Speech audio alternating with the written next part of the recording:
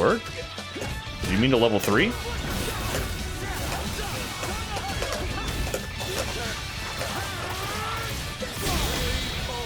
All right, GG's. All Brazilian top players are real doomers about Street Fighter 6. All they talk about on every stream is how the game sucks. I've tried talking about it with them to see if anything changes, but nope. Any solutions to this, or is that just the way of the world? You can't change people's minds. I'm also at the point where I kind of just accept games for what they are. I definitely have a lot of gripes about Street Fighter 6 for sure, but also I recognize that I think it's really difficult to validate your feelings about a game and its design when your ego is so intertwined with the results of your performance. Like your own opinion, you have to try to decipher, do I care about this because I'm winning or losing? Is my salt influencing my opinion? And I feel like it's almost impossible to decouple that when you're human, right? It's impossible to decouple that. So for me personally, I've got to the point where I try to not publish too many complaints, right? I vent in the moment, I bitch in the moment. Everybody does that because that's just stress when you're competing. Some people are saints and they never complain and they never moan while going through it, and great for them. I'm not like that, and I don't think most people are like that. So I've been trying, I think I used to complain a lot more, and I used to talk about design things. And the thing is, sometimes I might have good ideas, but I'm not a game designer and I don't know exactly how to make a perfect fighting game, and I think that doesn't exist, and I think that's very difficult to accomplish.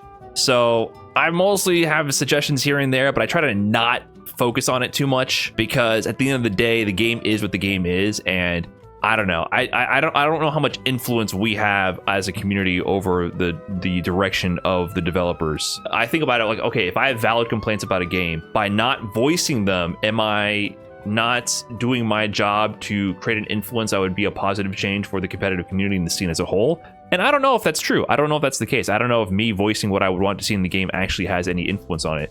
Being a Street Fighter V content creator was horrific because everyone hates the game, right? Or the public perception of the game is extremely negative. Whereas, I think towards the end of Street Fighter V, all the public perception was about the beginning of the game, which was dog shit. So you got all the casual audience was hating on the game nonstop. So doing YouTube, you'd cast a super wide net and people just talk shit about the game nonstop. For no reason. A video would be about some obscure thing in Street Fighter V, and I'd get comments all the time about people shitting on how this game killed their grandma's dog, and now they can never look at a fight stick again, right? You get weird comments like that all the time, and it has nothing to do with what's going on in the video anymore, right? So I came to realize that you cannot combat that directly.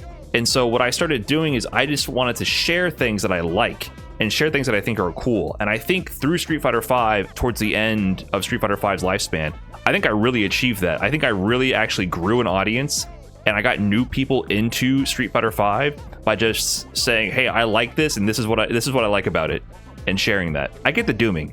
I totally get it. I have serious gripes about the game. I hate Honda, and I rag on Honda on stream all the time, but I think it's more comedic at that point. But Honda also serves a purpose to, let people feel like they're doing cool stuff, even though it's horrific game design. Luke is obviously busted. DJ, what the hell's going on with DJ? But at the end of the day, I also think, look, I'm playing in the game. The game is what the game is, and the game may change, it may not. And either get with it or get going. Get packing. Hit the streets. Get out of here. Do you want to be the old boomer, jaded boomer that's sitting around in the club hating their life and talking about they're not playing the songs I used to listen to back in my day?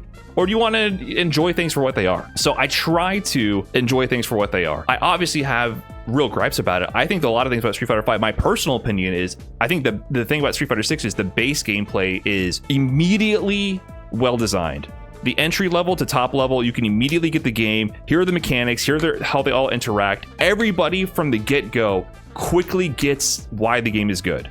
But in Street Fighter V, I think it took a long time to get why the game was good. Even at the end, it takes a long time to appreciate what's good about the game, because there's a lot of bullshit you got to get through and not an obvious philosophy for the game design, I think. Whereas in this game, you're immediately playing the game. DJ is immediately drive rushing at you at all levels of play, and you got to deal with that shit. DI is immediately hitting you at all levels of play. DI gets you, and it's very apparent. So to me, there's definitely things where I feel like, okay, but what more is there to it? How many times can I deal with DJ drive rushing at me and eating shit, right? Is that really satisfying? Jury drive rushing mindlessly behind Fireball all the time. Is that satisfying? Sometimes no. Sometimes I don't love it. But, at the end of the day, I just feel like might as well share the parts I enjoy and see where the game goes than focus on the parts I don't enjoy. If you are surrounded by people who are focusing on the parts they don't enjoy, move away from that and then just share the parts you do enjoy. Like, you have to create your own audience for positivity at that point. You really cannot do anything else about it. You cannot shame someone into changing their opinion about the game. And I used to do that. I used to try to shame people for being nonsensical about their hate for a game, because that was constantly happening for Street Fighter V, because people are illogical about the reasons why they dislike things. And that's fine. We're emotional creatures, so we just have feelings, and it's hard to find objective reasons for those feelings. You cannot shame someone into making those illogical feelings go away. You know, I butt heads with plenty of people in the community about that. People talking shit about Street Fighter V, and because I'm a very anal, like, I try to be a bit more of a logical thinker, and I'm very anal, and it's hard for me to let, like, incorrect truths, just false statements fly. Like, that's so difficult. And when you're on the internet, people are saying incorrect things all the time. And so you gotta you gotta let that fly. You gotta let it go. And try to focus on sharing the things you do want. And I'm very bad at that. But I try to be better about it. So yeah, you're not gonna fix the problem by dealing with the people who are having issues. Just share the parts about the game you like, share tech, say this was a cool interaction, look at this cool match. Just focus on the things you do like, and people will recognize that energy and join you, and that can spread. And that might eventually change the minds of people who are detractors, or change their perception, or lighten the mood. Or it might not. And that's about it. You've gotten better. I try to just not reply to people on Twitter. But what I've noticed is that means I just like do less. I have less output. I have less output in general on the internet. Because it gets I don't know, it gets really depressing. And I think in general lately I've been kind of like, not really enjoying the interaction through the community online. You mean X? No, I mean Twitter. But I mean Twitter, you know, all the forums that we communicate and engage with each other, I haven't been enjoying them as much. So I've had less throughput because of that. I don't think people have been too bad on Twitter, though, lately. For the most part. Not on my feeds. I just don't have anything to contribute.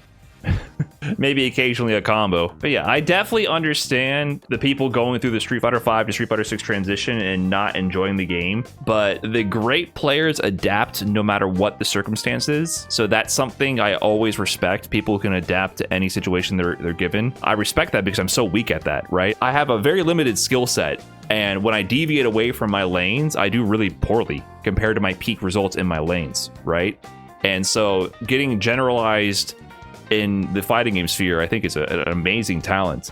And so I think a lot of people are hitting that realization coming to Street Fighter 6, and it's a hit to the ego for sure. What is your skill set? I don't know. Like, I was good with a couple characters in Street Fighter 5. Street Fighter 4, I was decent towards the end, but basically, you know, I played ROG, you know what I mean? Like, that was my lane, was Balrog. And then my lane in Street Fighter 6 was JP, and I think I had a decent JP. Now I'm trying to do Ed. I think Ed is branching out into like DP Fireball, a generalized kind of character to a degree, and that's a lane I haven't occupied much. So, you know, a lot of, like, you look at a Punk or a Momochi, like some of the goats of modern Street Fighter, and they can just play anything. And I think that's crazy. Like, that is unreal to me. And then I think Nephew is really becoming like that as well. And I think that's what's propelling him to the next level. So I think that, to me, that ability to be generalized is what I want to gravitate towards. And maybe I'm too old. You know, I'm an old dog learning new tricks that should have been in my fundamental game plan. But I see that in the players, the great players, and the players that are becoming greats. And I really respect that. And I think a lot of people struggle with that and dealing with the offensive bullshit that this game throws at you at the same time. So it also involves just playing characters that you might not want to play, right? Like, if you're stuck on a character that is not a super strong character, you're gonna have a harder time for sure. You have to be willing to get with the times. Like, that's why I respect players like Mena. Mena just plays whatever the fuck gets the job done. He's trying to win the game. That is an amazing skill set to have. It's crazy to me how people call players tier whores, which is a leftover remnant from the days before we played for millions of dollars, right? It's from the arcade era. The era of scrub quotes where you would excuse away any player's victory. But the ability to actually switch to any character and get the job done, no matter how strong they are, to quickly adapt to a meta and pick up a character, the right tool for the job, and to win with them, is an invaluable skill to have. And still to this day, you see people detracting from that or viewing it from a negative lens. But that, to me, is such a crazy skill. Just to even get the muscle memory in time to switch to a character like that is difficult. It takes me a long time to remember what the hell my buttons do and to not autopilot to my previous character's combo routes or anti-air options or whatever. So that in general is like a crazy talent to have. Anyways, focus on the positive. That's my thought. To the best of your ability. I'm not perfect either at it, but I think if you try to bring positivity to your little pocket of the community that you control, then people will notice and follow over time.